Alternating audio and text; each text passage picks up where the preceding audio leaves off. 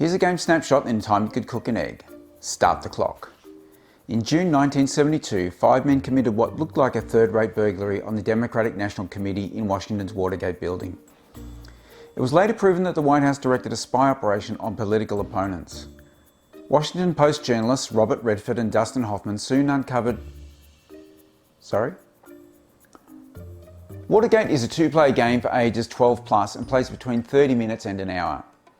This game mimics the intrepid reporters gathering evidence linking two informants to then-President Richard Nixon. To set up, place the board in the centre of the table, then add the initiative and momentum cards beside the research track. The initiative card has arrows that point to the editor player for turn 1. Add the corresponding tokens to the zero space on this track. Evidence tokens are mixed in the supplied drawstring bag.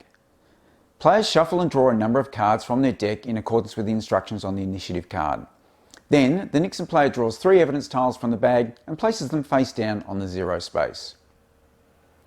Watergate is a tug of war on one side and token linking on the other, but it does fit the theme perfectly. The editor player has a deck of cards that seeks to gather evidence to uncover a scandal that probably compares quite favourably to some acts we see in 2020. The Nixon administration player uses their deck to obfuscate proceedings and distance the president from any perceived wrongdoing. But we know how that turned out. In initiative order, players play cards to move the various tokens using the number at the top of the card, aiming to have them on their side of the research track by the end of the round. The Nixon player wins by gaining the momentum token 5 times. The editor wins by successfully linking 2 informants to the president. Each player has cards that are played to move specific evidence tokens based on their colour. Some have 2 colours. The editor nominates a colour and the Nixon player will give them a yes or no answer.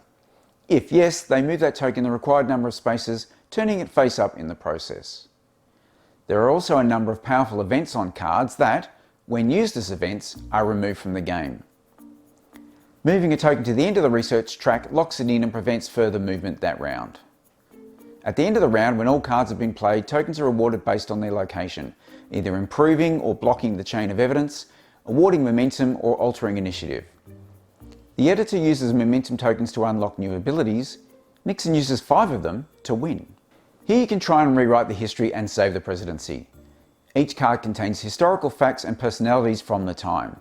It's not a heavy political game and you might even learn something in the process. But at its core, this is a tug of war and linking game that's thematic and fun to play. Check it out. Do I need to resign?